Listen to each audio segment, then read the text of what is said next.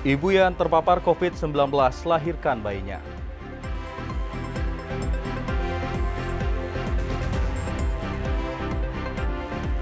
Pedagang bendera keluhkan penjualan di tengah pandemi COVID-19.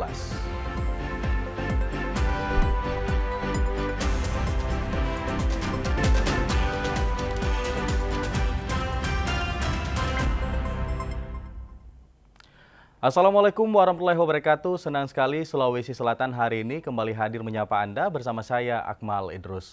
Beragam informasi yang menarik akan kami hadirkan dan kita awali kebersamaan kita dengan segmen berita utama berikut ini.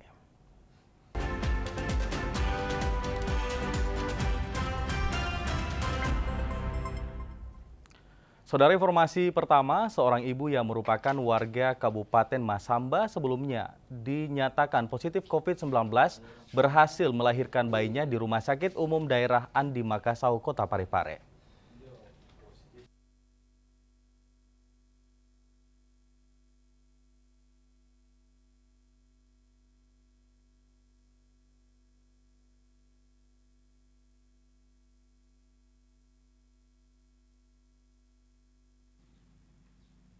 Seorang pasien ibu hamil yang dinyatakan positif COVID-19 berhasil melahirkan bayi yang dikandungnya selama 9 bulan. Proses lahirannya itu dibantu oleh tim kebidanan Rumah Sakit Umum Daerah Andi Makassau, Kota Parepare dengan protokol kesehatan. Pasien itu diketahui merupakan warga asal Masamba, Kabupaten Luwu Utara, hendak dirujuk ke Makassar untuk menjalani operasi sesar.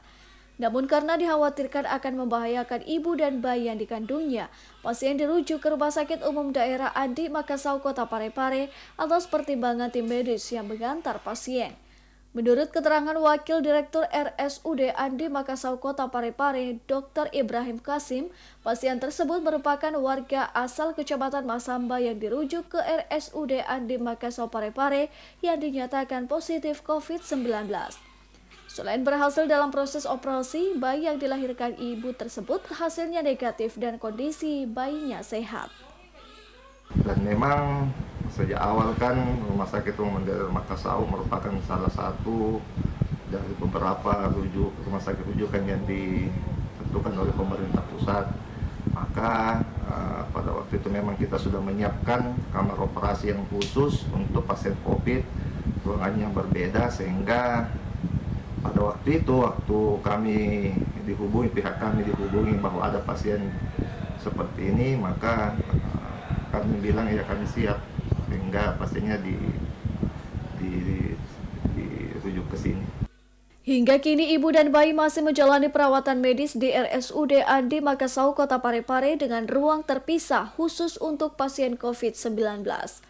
Dari Parepare, Amiruddin, TVRI Sulsel melaporkan. Saudara, sejumlah warga penghuni Rusunawa di Kecamatan Mariso, Kota Makassar mencurigai adanya pungutan liar terkait biaya tagihan listrik dan air melonjak yang diduga dipermainkan oleh pihak pengelola. Pengelola rumah susun sewa murah Rusunawa Kampung Lete, Jalan Raja Wali, Makassar dinonaktifkan. Hal ini menyusul adanya dugaan pungutan liar yang dilakukan pengelola sebelumnya terhadap para penghuni rusun.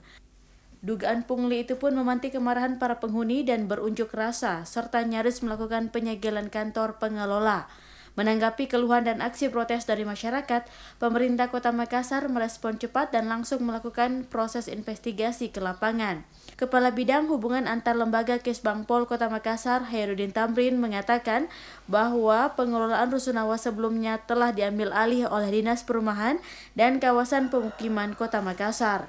Selain itu, pihaknya mengaku akan berkoordinasi dengan inspektorat guna melakukan investigasi adanya dugaan pungli yang dilakukan pengelola sebelumnya.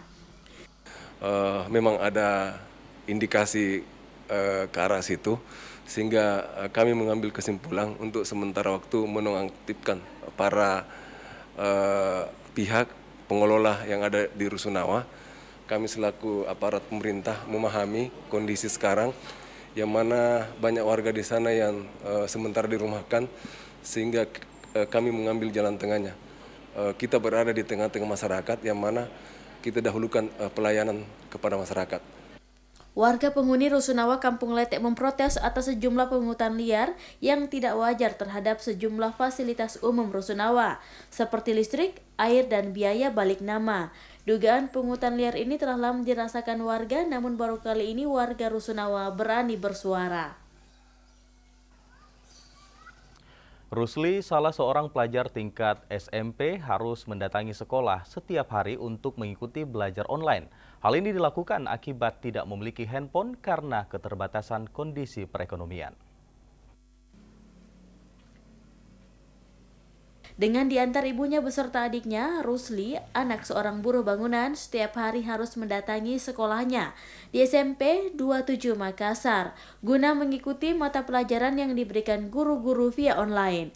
Keterbatasan ekonomi dengan tidak mampu memiliki handphone belajar via daring membuat Rusli tidak patah semangat. Rusli beserta ibu dan adiknya mendatangi sekolah dan meminta kepada guru-guru untuk belajar di ruang lab komputer agar tidak tertinggal mata pelajaran yang diberikan guru. Dengan berpakaian seragam sekolah lengkap, Rusli setiap hari mendatangi sekolahnya mulai pagi hari hingga siang hari dan seolah belajar layaknya via tatap muka. Rusli tercatat sebagai pendaftar sekolah baru melalui jalur prasejahtera di Sekolah Menengah Pertama 27 Makassar bersama 300-an siswa lainnya yang diterima di sekolah tersebut dan beralamat di Kompleks Hartako Indah Makassar. Untuk saat ini baru Rusli yang berinisiatif datang, tetapi sebetulnya ada juga beberapa yang mengeluhkan tidak bisa belajar daring karena tidak punya fasilitas Android. Kemudian ada juga yang mengeluhkan masalah kuota, tetapi karena kebijakan pemerintah selama masa pandemi ini tidak bisa ada perkumpulan di sekolah, maka kita masih mempelajari seberapa banyak yang bisa kita fasilitasi untuk belajar secara daring di sekolah ini. Jadi kalau ada orang tua yang datang melapor, maka itu yang kita terima. Kenapa datang ke sekolah setiap hari? Nggak ada HP-nya. Kalau hari-hari suaminya ibu kerja apa? Dulu hari ya. Hari-hari datang ke sekolah. Iya, Kenapa dia datang? karena tidak ada HP-ku. Jadi belajar di sekolah lewat Zoom. Iya.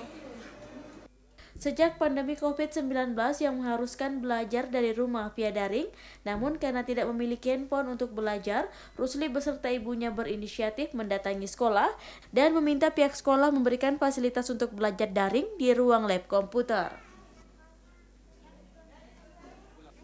Dalam masa pandemi COVID-19, SDN 272 Impres Rantai Labi di Tanah Toraja, para guru harus melakukan metode pembelajaran tatap muka dengan melakukan kunjungan ke rumah siswa.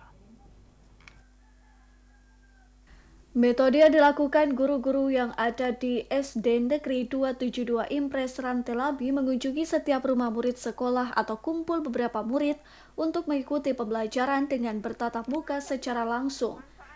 Dalam metode tatap muka dengan kunjungan ke rumah murid ini dilakukan guru-guru karena dianggap sangat efektif, mengingat tidak semua murid sekolah dan orang tua murid bisa menggunakan handphone. Bahkan ada yang tidak memiliki handphone untuk belajar online, seperti sekolah lainnya, dan faktor jaringan juga sangat tidak mendukung. Kepala Sekolah SD Negeri 272 Impres Rantai Labi, Ismail Nabu SPD, selalu mendukung dan memberikan motivasi serta semangat kepada guru-guru dalam metode pembelajaran kunjungan ke rumah murid. Bahkan orang tua para murid merasa senang dan memberikan fasilitas belajar, yaitu tempat belajar. Di samping itu, murid juga termotivasi dan antusias mengikuti pembelajaran ini. Dalam proses pembelajaran, guru dan siswa juga tetap memperhatikan protokol kesehatan yang sudah dianjurkan oleh pemerintah. Yang menjadi kendala yang kami hadapi di sekolah ini adalah banyaknya siswa kami yang jauh dan tidak dijangkau oleh jaringan dan masih banyak yang belum punya handphone. Jadi makanya yang kami efektifkan itu adalah pembelajaran secara luring, yaitu berkunjungnya guru ke rumah siswa masing-masing. Kegiatan belajar mengajar tatap muka melalui kunjungan ke rumah baru pertama dilakukan di Tanah Toraja. Diharapkan pemerintah daerah bisa memperhatikan sarana dan prasarana sekolah dan siswa yang ada di SD Negeri 272 Impres Rantelabi. Layuk Tangke, TVRI Sulsel melaporkan. Saudara, kita ke informasi lain jelang perayaan Hari Kemerdekaan ke-75 Republik Indonesia. Para pedagang musiman bendera merah putih mulai ramai menjajakan dagangannya di sejumlah titik jalan di Bulukumba. Di awal Agustus jelang perayaan kemerdekaan ke-75 Republik Indonesia tahun 2020, para pedagang musiman kembali menjajakan jualannya berupa bendera dan umbul-umbul di sejumlah titik di Kabupaten Bulukumba. Namun penjualan bendera tahun ini disinyalir mengalami penurunan omset sebab bertepatan dengan pandemi COVID-19. Erwin, pedagang bendera di Jalan Kusuma Bangsa, mengatakan di awal Agustus ini penjualan bendera masih sepi. Tidak sebanding tahun lalu, di awal-awal Agustus biasanya masyarakat sudah ramai membeli bendera maupun umbul-umbul. Sejak membuka lapak penjualan bendera di awal Agustus kemarin, hingga saat ini masih kurang dikunjungi pembeli, meskipun lapak jualannya dibuka setiap pagi hingga sore hari. Bagaimana pembeli, Pak? Tidak kayak sama tahun dulu. Kenapa bisa, Pak? Kayak anak corona kan begini pembeli ya. Oh, kalau dibanding tahun lalu bagaimana, Pak? Kalau tahun lalu kayak tanggal-tanggal begini sudah ramai. Sudah ramai pembeli, Pak? Sudah ramai. Karena kayak begini corona ini kasih begini. Corona kasih begini, Pak ya? Pembeli ya. Yang di dalam 10 meter itu 2,5. 2,5, Pak ya? Iya. Yang gambar Garuda? Iya. Kalau yang lainnya, Pak, yang semacam ada tulisan Bulukumba apa? 60 itu satu pasang. Oh, 60 satu pasang, Pak? Iya. Bendera yang dijual ini dipesan langsung dari Bandung, Jawa Barat dengan harga penawaran bervariasi. Mulai dari harga Rp15.000 untuk ukuran paling kecil hingga Rp250.000 untuk bendera merah putih dengan ukuran panjang 10 meter. Dari Kabupaten Bulukumba, Mustari Pardi, TVRI Sulsel melaporkan. Saudara, informasi lainnya di segmen Sulsel Membangun akan kami hadirkan setelah jeda berikut ini. Tetaplah bersama kami. Hai, sudah tahu dong soal virus corona yang saat ini lagi heboh sejagat.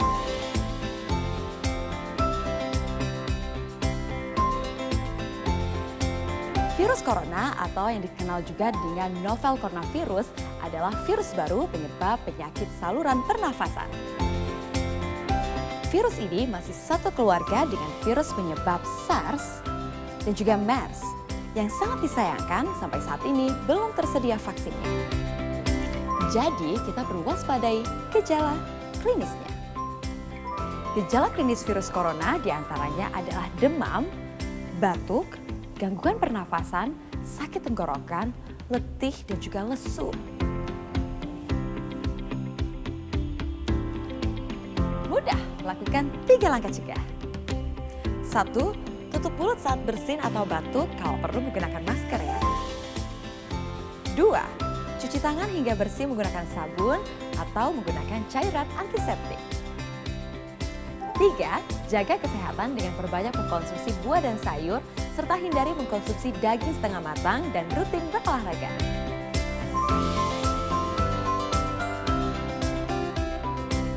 Benar, yuk lakukan 3 langkah cegah agar kita terhindar dari resiko terkena virus corona.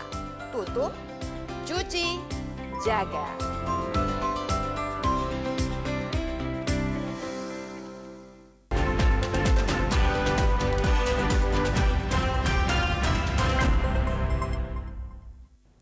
Saudara Gubernur Sulawesi Selatan Nurdin Abdullah menyampaikan apresiasi kepada Universitas Negeri Makassar atas segala capaiannya selama 59 tahun sebagai dapur pendidikan. Selama 59 tahun, Universitas Negeri Makassar telah melahirkan sumber daya manusia yang berkarya di berbagai bidang. Karena itu, di usianya yang telah lebih setengah abad ini, keberadaan Universitas Negeri Makassar tidak lagi diragukan, karena konsisten menyiapkan dan menghasilkan lulusan berkualitas dan siap menjadi pemimpin bagi bangsa Indonesia. Gubernur Sulawesi Selatan Nurdin Abdullah mengapresiasi capaian UNM tersebut dan berharap UNM bisa semakin inovatif dalam menyiapkan dan melahirkan tenaga pendidikan dan pemimpin bangsa demi kemajuan bersama. Nah, saya kira banyak inovasi-inovasi yang sudah dilahirkan dari UNM ini, banyak SDM-SDM yang sudah betul-betul berbakti bukan hanya di Sulawesi Selatan tapi di seluruh Indonesia. Nah, ke depan kita berharap momentum 59 UNM ini tentu di bawah kepemimpinan beliau di periode kedua akan semakin kencang lagi dan kita berharap sinergi semakin kuat lagi. Sementara itu, Rektor Universitas Negeri Makassar, Profesor Hussein Syam mengaku, selama menahkodai UNM membutuhkan bantuan dari seluruh sivitas akademika dan yang paling penting dukungan dari Gubernur Sulawesi Selatan. Selama masa pandemi COVID-19, UNM bersama pemerintah pusat, pemerintah provinsi, dan pemerintah Kota Makassar berkolaborasi untuk membantu dan menyediakan posko COVID-19. Badan Promosi Pariwisata Sulawesi Selatan berencana akan menggandeng Televisi Republik Indonesia Stasiun Sulawesi Selatan untuk mempromosikan potensi wisata Sulawesi Selatan yang kaya akan seni, budaya, dan keindahan alam.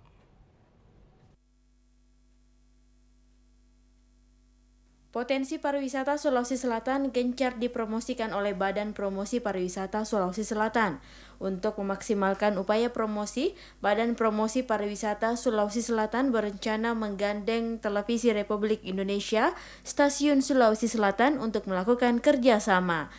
TVRI Sulawesi Selatan dinilai memiliki jaringan luas dan menjangkau di hampir seluruh daerah kabupaten kota dan dianggap potensial untuk bersinergi dengan Badan Promosi Pariwisata Sulawesi Selatan, menjadi media yang menyiarkan program acara dengan kearifan lokal dan kekayaan pariwisata Sulawesi Selatan.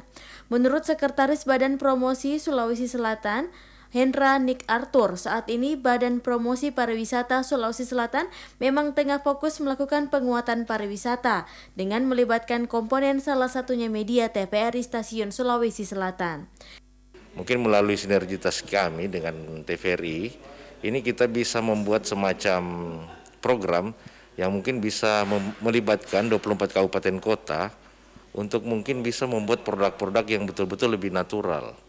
Sebenarnya di Sulawesi Selatan banyak potensi yang kita miliki, namun untuk standar pemasaran, untuk standar kita mendapat market yang potensial, apalagi di masa pandemi ini, kelihatannya kabupaten kota masih butuh diberikan lagi pemahaman mengenai bagaimana kondisi produk-produk pariwisata atau atraksi-atraksi daerah yang bisa menjadi daya tarik baik itu domestik maupun di mancanegara. Di tengah pandemi COVID-19 saat ini, kegiatan pariwisata menjadi salah satu yang paling terdampak. Karena itu, Badan Promosi Pariwisata Sulawesi Selatan berharap kegiatan promosi pariwisata bisa memulihkan kembali kegiatan kepariwisataan, seiring dengan dibukanya kembali kegiatan masyarakat secara bertahap dengan protokol kesehatan. Saudara, Kota Makassar berusaha keras agar angka penularan COVID-19 di Kota Daeng ini bisa ditekan. Nah, kita akan menggali lebih dalam bagaimana strategi penjabat Wali Kota Makassar, Bapak Rudi Jamaluddin terkait hal ini. Berikut kami hadirkan wawancara selengkapnya untuk Anda bersama reporter Ayu Legiarto. Saudara, awal bulan Juli kemarin, pemerintah Kota Makassar menerapkan Peraturan Wali Kota Nomor 36 Tahun 2020 terkait dengan percepatan pengendalian COVID-19, di mana mewajibkan setiap pendatang yang masuk ke Kota Makassar harus melampirkan atau membawa surat keterangan bebas COVID-19. Saat ini sejauh mana pengendalian COVID-19 untuk Kota Makassar? Saya akan berbincang bersama dengan penjabat Wali Kota Makassar, Profesor Rudi Jamaluddin. Prof, terkait dengan perwali percepatan pengendalian COVID-19 ini, sejauh ini bagaimana evaluasi dari pemerintah Kota Makassar sendiri? Ya, alhamdulillah ya. Jadi perwali ini udah berjalan kurang lebih 3 minggu ya. Banyak indikator-indikator yang menunjukkan ke arah positif. Seperti misalnya yang pertama itu peningkatan kepatuhan warga kita melaksanakan protokol kesehatan ya semakin meningkat ya. laporan yang dilaporkan oleh camat yang berdasarkan data dari tingkat RT dan kelurahan itu sudah naik di level 80% patuh ya.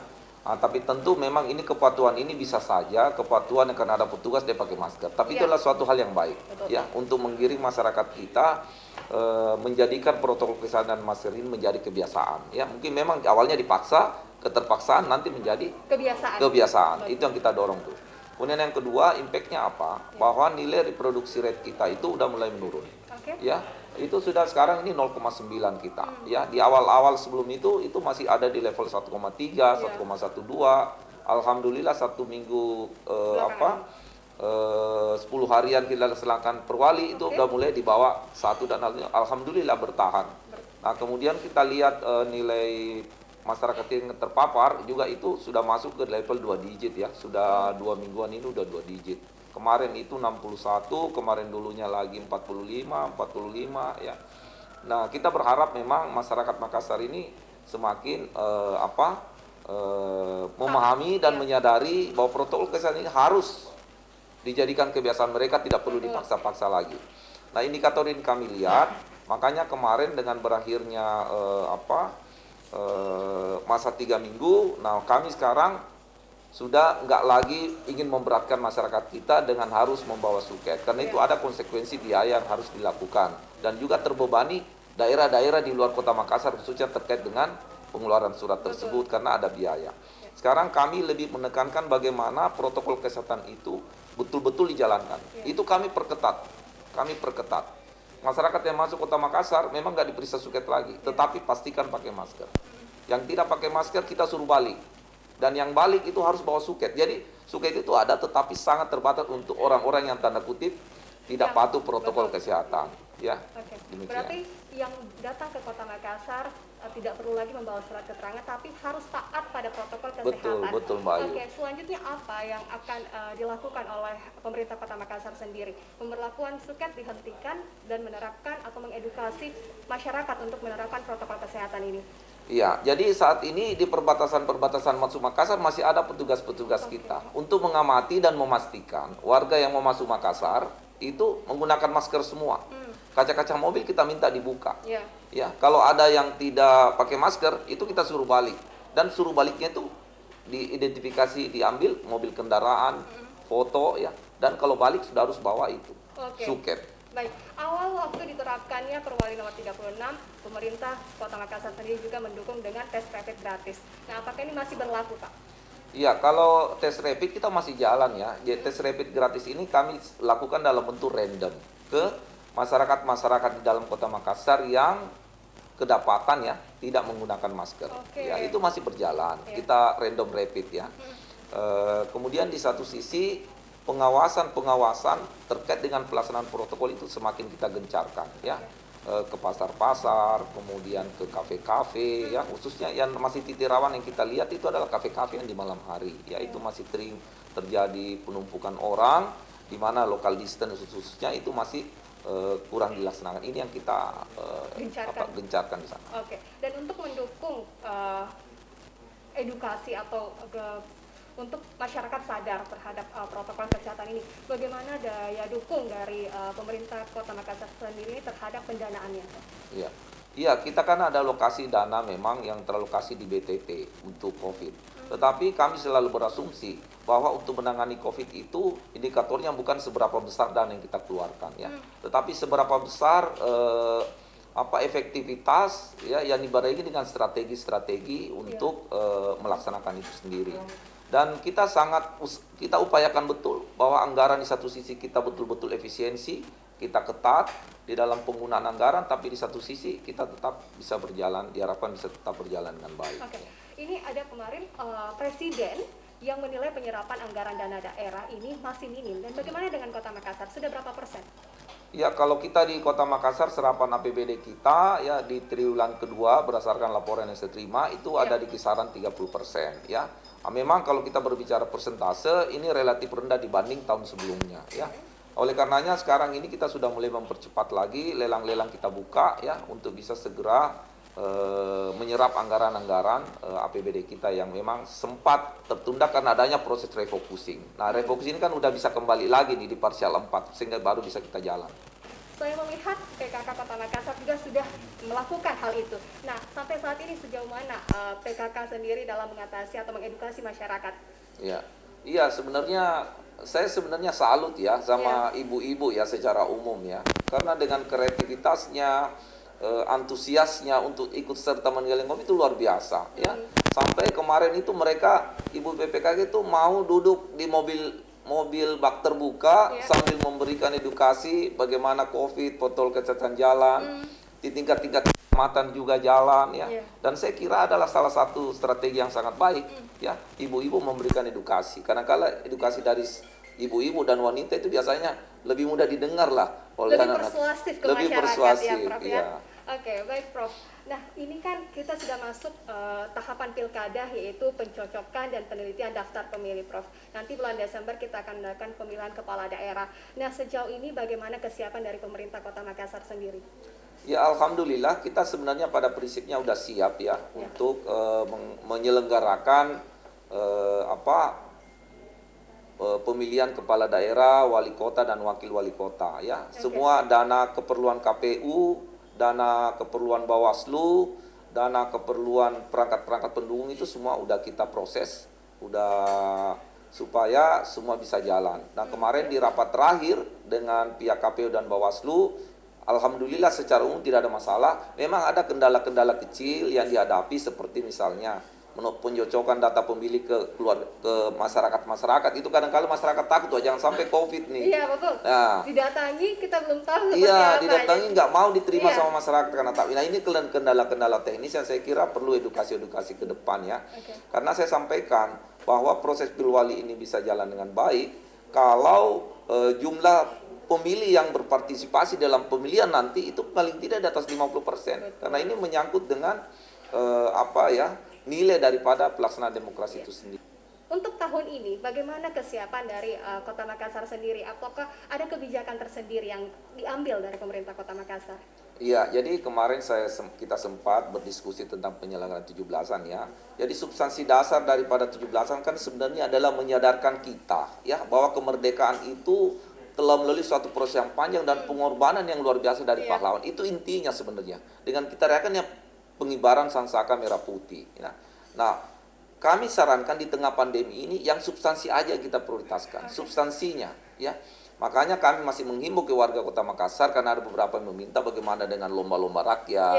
Nah, kalau seperti itu kami sarankan dipending dulu lah, ditunda dulu lah. Kenapa? Karena itu di satu sisi bisa menjadi potensi penularan, ya, dan bisa mengancam orang banyak. Ya. Oke, terima kasih atas waktunya, Prof. Terima kasih, Mbak Ayu. Dan kami juga terus menghimbau untuk masyarakat untuk tetap menerapkan protokol kesehatan, memakai masker, dan jangan lupa menjaga jarak ya, Prof. Ya. Demikian perbincangan singkat kami bersama dengan Prof. Rudi Jamaluddin. Kita kembali ke studio. Baik, dan demikianlah tadi perbincangan antara reporter Ayu Legiarto bersama penjabat Wali Kota Makassar. Dan informasi lainnya akan kami hadirkan pada segmen Lintas Daerah setelah jeda berikut ini. Tetaplah bersama kami. Hai, sudah tahu dong soal virus corona yang saat ini lagi heboh sejagat.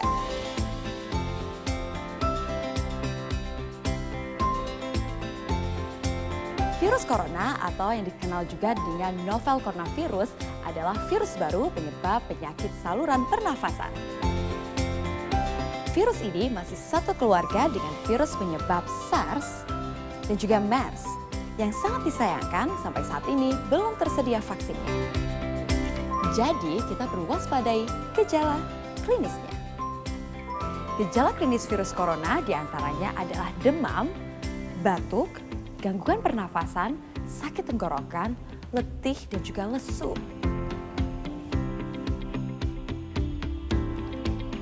Mudah, lakukan 3 langkah cegah. 1. Tutup mulut saat bersin atau batuk, kalau perlu menggunakan masker ya. 2. Cuci tangan hingga bersih menggunakan sabun atau menggunakan cairan antiseptik.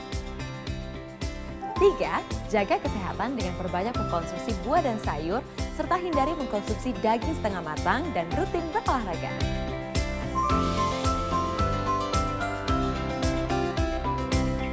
Benar, yuk lakukan 3 langkah cegah agar kita terhindar dari resiko terkena virus corona. Tutup, cuci, jaga.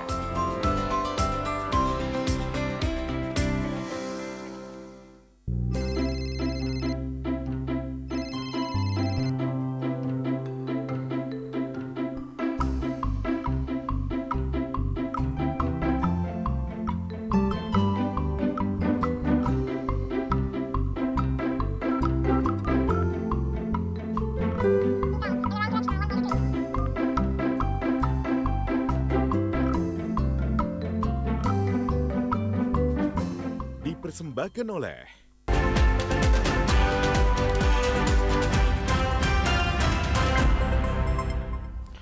Saudara, terima kasih Anda masih bersama kami.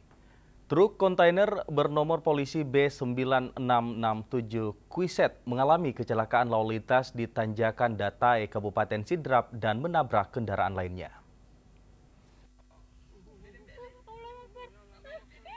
Sebuah truk kontainer dengan nomor polisi B9667 QS mengangkut 50 ton beras mengalami kecelakaan lalu lintas di Tanjakan Datai, Kelurahan Lalawoi, Kecamatan Watangpulu, Sidrap. Selain itu, truk ini juga menabrak 3 kendaraan yang ada di belakangnya, yakni Terios, Avanza Silver, dan Suzuki Futura.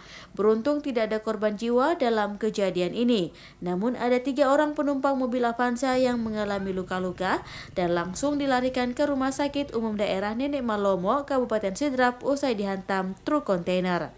Kanit Laka Lantas Polres Sidrap Ibda Haryadi mengatakan truk kontainer melaju dari arah Pangkajene, Kabupaten Sidrap menuju Kota Makassar dan melintas di tanjakan Kelurahan Lawawoi, Kecamatan Watangpulu.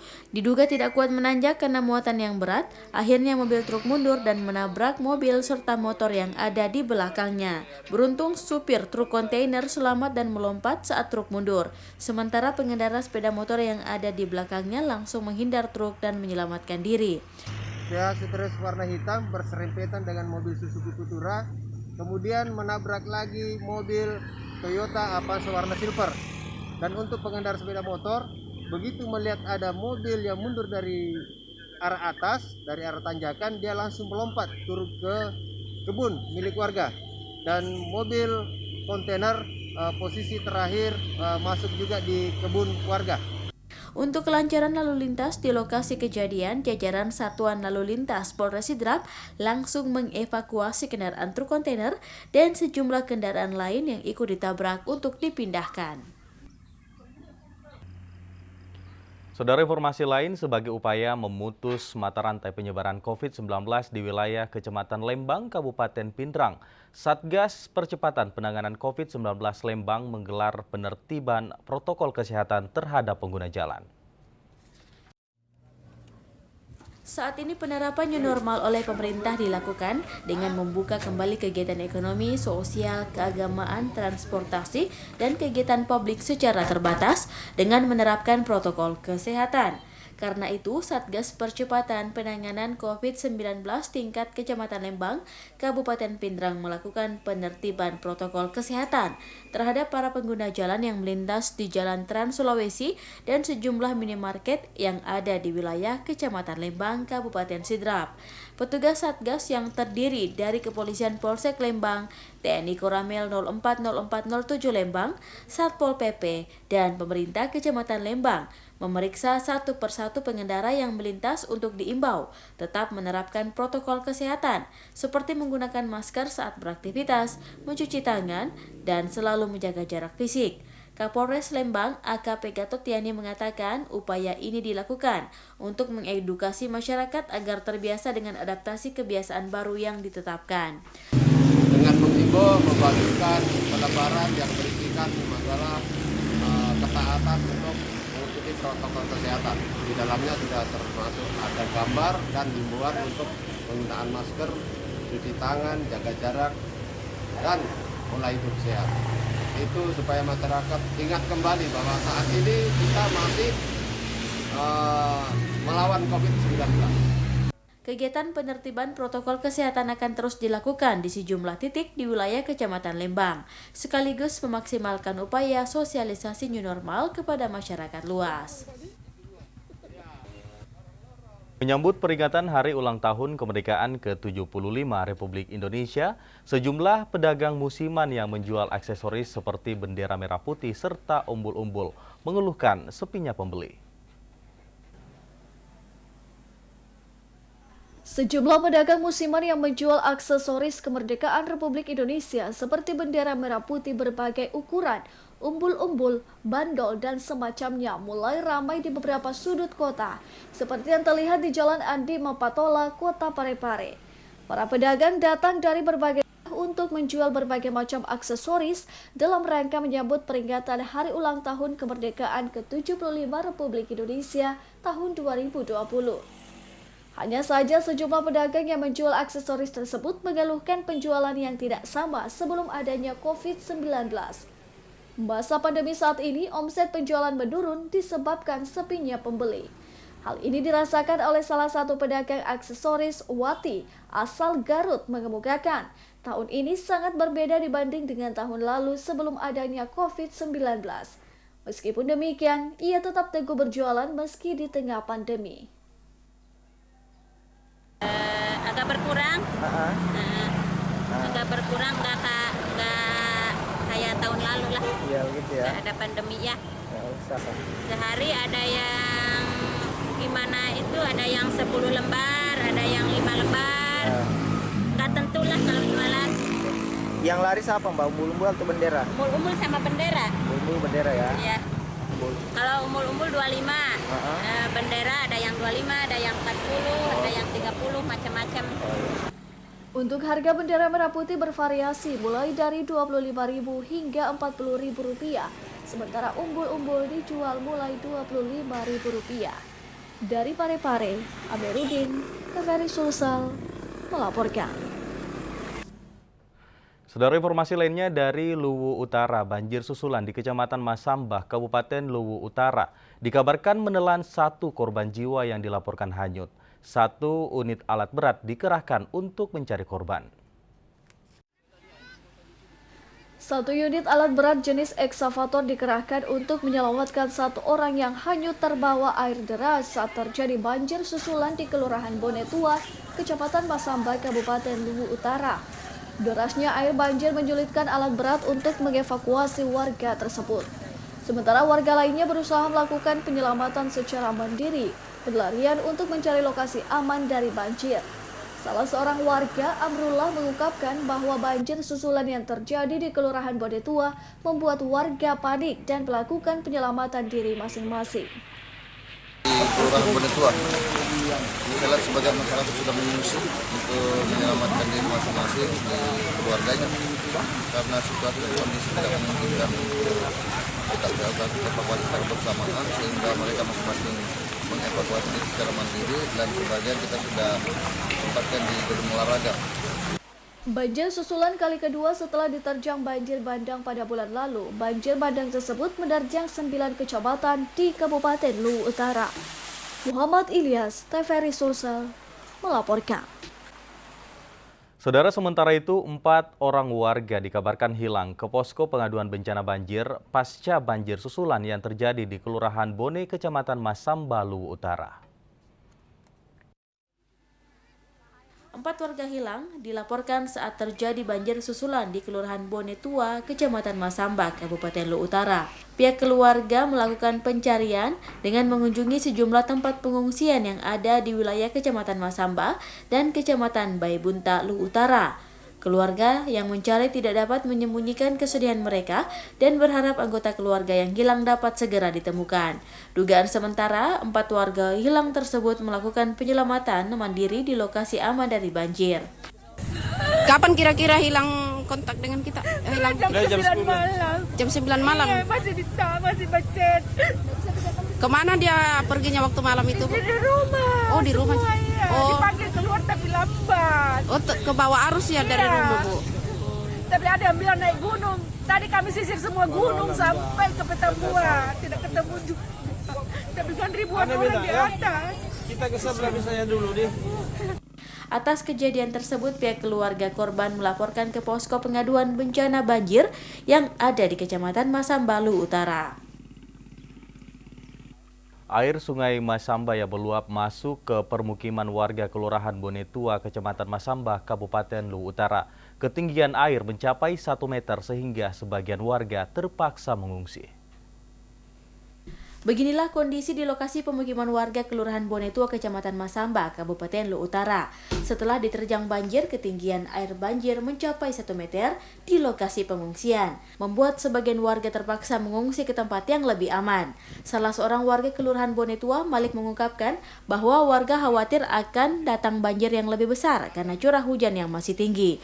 Warga setempat berharap kepada pemerintah agar aliran Sungai Masamba dibangun tanggul penahan air agar lokasi pemukiman warga di Kelurahan Bonetua terbebas dari banjir. Kita lihat saja keadaan karena pokoknya air tambah mengalir dan kita juga masih was-was ini karena masih akan menyusut dari banjir kemarin itu. Harapannya Pak ke pemerintah apa Pak? Ya supaya diusahakan ini ditalut kembali ke airnya supaya bagaimana karena itu pasti tidak berhenti kemari, tidak berhenti dari gunung. Warga juga mengaku bahwa setiap terjadi hujan, wilayah tersebut sering terdampak banjir sehingga membuat warga resah. Saudara, informasi terkait potensi atlet menembak akan kami hadirkan pada segmen olahraga berikut ini.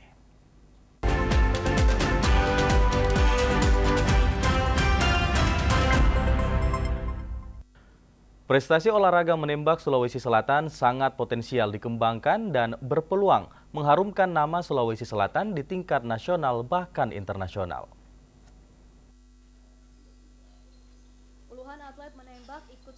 Potensi olahraga menembak Sulawesi Selatan sangat luar biasa untuk dikembangkan.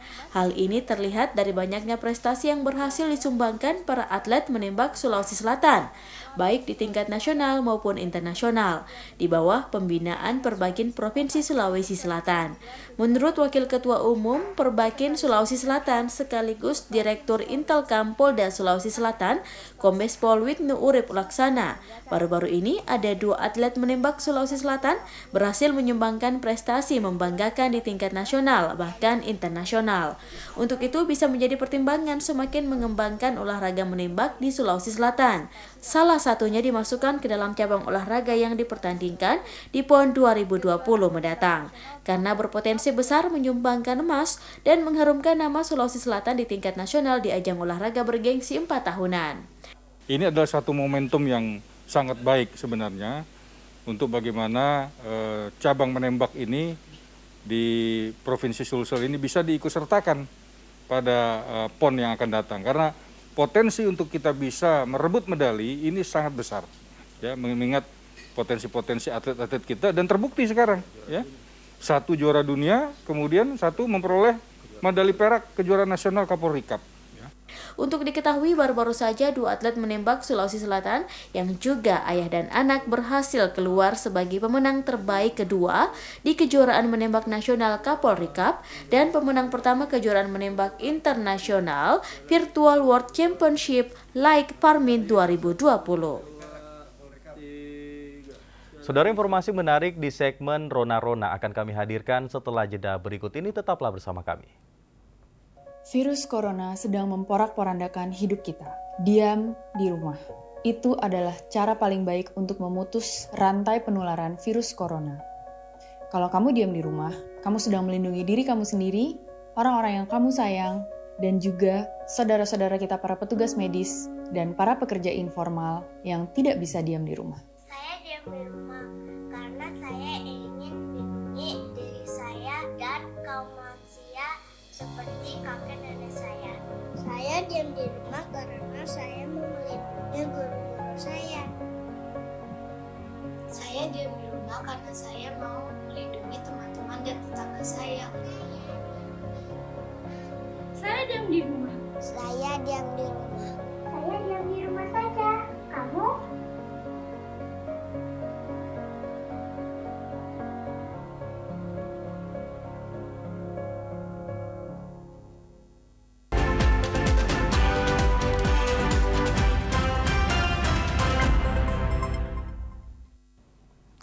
Saudara, terima kasih Anda masih bersama kami dan kita ke informasi lain. Selanjutnya akan kami hadirkan informasi terkait pemuda yang menternak lalat black solder di tengah pandemi COVID-19. Usaha ternak lalat jenis black soldier fly larvae yang dilakukan para pemuda di Kecamatan Palateang, Pindrang, Amran bersama Topan sudah dilakukan sejak bulan Mei kemarin untuk mengisi keseharian. Peternak lalat Ali Topan mengatakan bahwa ia dan rekannya memilih beternak lalat jenis black soldier akibat adanya imbauan untuk bekerja di rumah semenjak pandemi COVID-19. Dikatakan bahwa proses pemeliharaan lalat black soldier ini sangat praktis hanya dengan memanfaatkan barang-barang bekas dari limbah rumah tangga, serta makanan larva lalat black soldier juga didapatkan dari limbah organik rumah tangga. Hasil produksi lalat black soldier berupa prepupa dan kompos sudah dipasarkan di sejumlah wilayah Kabupaten Pindrang dan Enrekang. Dijual seharga Rp50.000 per kilogram, digunakan sebagai pakan ternak ayam, ikan, burung, dan pupuk organik tanaman. Meskipun produksi lalat black soldier masih terbatas, namun ia kerap dibanjiri pesanan dari pemilik peternakan di wilayah Enrekang dan Sidrap. Jadi paling tinggi itu proteinnya, itu pakan. Jadi kalau mau jadi pelet juga ini yang kering dijadikan ini, tepung, istilahnya tepung maggot. Jadi dicampur dengan pelet untuk pakan ayam, ikan, dan burung. Alhamdulillah untuk permintaan beberapa kabupaten banyak, tapi kami belum terlalu banyak produksi, jadi kita insya Allah mudah-mudahan untuk kedepannya tambah besar kandang lagi. Kedepan, Ali akan mengajak pemuda setempat untuk ikut beternak lalat black soldier untuk menambah penghasilan. Saudara, segmen Nusantara Lintas Nusantara akan kami hadirkan setelah jeda berikut ini.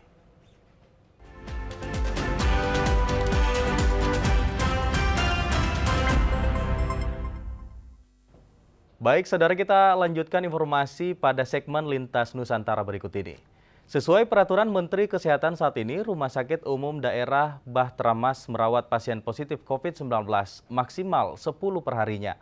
Apabila sudah tidak bergejala, maka pasien akan dipulangkan kembali. Rumah Sakit Umum Daerah Bahtera Mas adalah rumah sakit rujukan bagi pasien positif COVID-19 di Sulawesi Tenggara. Sebagai rumah sakit rujukan, saat ini RSUD Bahtera Mas masih merawat dan mengisolasi pasien COVID-19 yang dirujuk dari sejumlah daerah di Sulawesi Tenggara.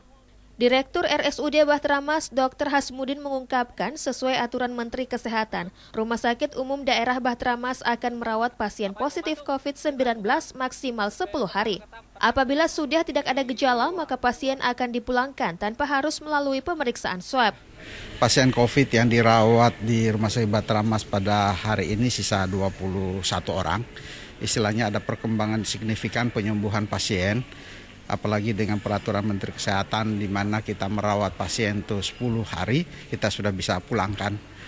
Jadi kasus memang sering tetap bertambah, tetapi kemudian kasus juga sembuh yang banyak keluar. Ya, sekarang pasien-pasien yang ada di rumah sakit itu pasien-pasien yang sementara kita isolasi, nanti kurang lebih 10 hari sampai 12 hari kita sudah bisa pulangkan karena hampir semua tidak bergejala lagi. Dr. Hasmudin menambahkan sebelum dipulangkan pasien akan menjalani perawatan beberapa hari di Bapelkes Kendari untuk memantau kondisi pasien sambil mempersiapkan keluarga di rumah untuk menerima kembali keluarga mereka. Imran Salmon, TVRI Sultra melaporkan. Saudara, Dinas Kesehatan Gorontalo mengingatkan masyarakat yang tinggal di kawasan banjir agar mewaspadai penyebaran penyakit yang dipicu pencemaran lingkungan.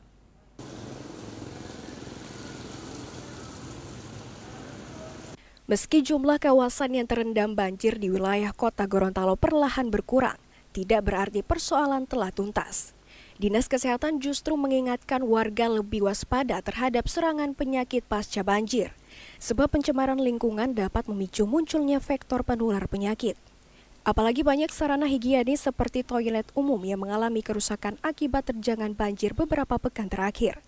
Selain itu, warga juga diimbau waspada dengan kemungkinan terjadinya penularan virus COVID-19. Sebelumnya, sebagian warga yang terkena dampak banjir mengeluhkan adanya gangguan kesehatan, seperti gatal-gatal karena beraktivitas di lingkungan permukiman yang sering terendam banjir. Untuk membantu penanganan darurat banjir maupun pasca banjir, Dinas Kesehatan Kota Gorontalo bersama Dinas Kesehatan Provinsi Gorontalo sampai saat ini masih menyediakan layanan kesehatan bagi para korban banjir secara gratis. Owan Uda, Herni Tanango, TVRI Gorontalo. Tim Opsnal Ditres Narkoba Polda Sulawesi Tenggara menangkap seorang pengedar narkoba berinisial ARS usia 20 tahun, di mana dari tangan tersangka diamankan 34 paket sabu seberat 19 gram. Pada Senin malam kemarin, tanggal 3 Agustus 2020, tim Opsnal Ditres Narkoba Polda Sulawesi Tenggara menangkap seorang pemuda berinisial ARS usia 20 tahun dengan lokasi di BTN Permata Anawai, Kecamatan Wawa, Kendari. Di mana ARS ini merupakan pengedar narkotika yang telah lama menjadi target operasi. Direktur Reserse Narkoba Polda Sultra Kombes Pol M.E.K. Fatur Rahman mengungkapkan, sebelum dilakukan penangkapan, timnya terlebih dahulu melakukan penyelidikan dan observasi terhadap tersangka. Setelah dipastikan tersangka merupakan seorang pengedar narkoba, maka tim Opsnal langsung melakukan penangkapan. Dari tangan tersangka ini terdapat 34 paket narkoba jenis sabu dengan berat total 19 gram. Saat diinterogasi, seluruh jawaban yang diutarakan merupakan alasan klasik, yakni bahwa narkoba didapat dari rekannya yang berada dari dalam lapas. Hal itu belum tentu kebenarannya, karena bisa saja hal tersebut dilakukan untuk mengaburkan pelaku sebenarnya. Salah satu perumahan di Kota Kendari ini di Kecamatan Uwa-Uwa, tepatnya di BTN Permata Anawai. Dari situ kami mengamankan satu orang ini, atas nama Arki Redinal. Umur 20 tahun, wira swasta, dengan barang bukti 34 paket yang berat totalnya berjumlah 19 gram. Pelaku ini gimana? Ini pelaku pengedar. Dari keterangan interogasi yang kami lakukan, rata-rata mereka semua pelaku ini mengalihkan orang lain sebagai orang yang menyuruhnya dan mengarahkan kepada seseorang yang ada di LP di Lapas Kendari. Dari hasil pengembangan kami, memang kami ada hambatan dalam pengungkapan tersebut. Kami masih melakukan pendalaman terus berkaitan dengan bandar di atasnya lagi. Tersangka dijerat pasal 114 ayat 2, subsidiar pasal 112 ayat 2, Undang-Undang Republik Indonesia Nomor 35 Tahun 2009 tentang narkotika dengan ancaman penjara minimal 4 tahun. Rolis Agus Wahyudi, TVRI Sultra melaporkan. Saudara, bagi Anda yang ingin mengetahui perkembangan COVID-19 di Sulawesi Selatan, Anda dapat memindai barcode yang berada di sebelah kanan layar Anda. Dan informasi tersebut sekaligus mengakhiri kebersamaan kita di Sulawesi Selatan hari ini. Akhir kata, saya Akmal Idrus dan beserta kru yang bertugas mengucapkan terima kasih atas perhatian Anda. Wassalamualaikum warahmatullahi wabarakatuh dan sampai jumpa.